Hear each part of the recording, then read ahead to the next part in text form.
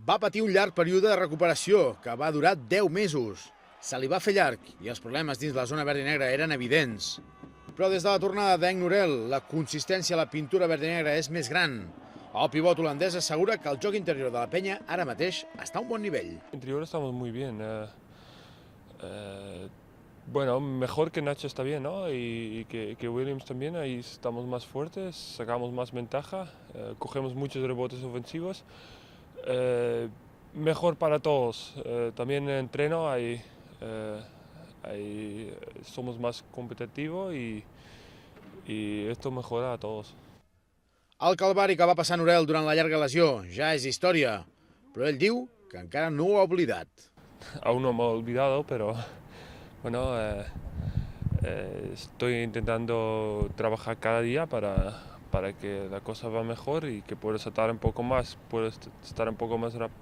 rápido, más explosivo y bueno, poco a poco, aún necesito un poco más tiempo, pero bueno, me siento cada vez más cómodo.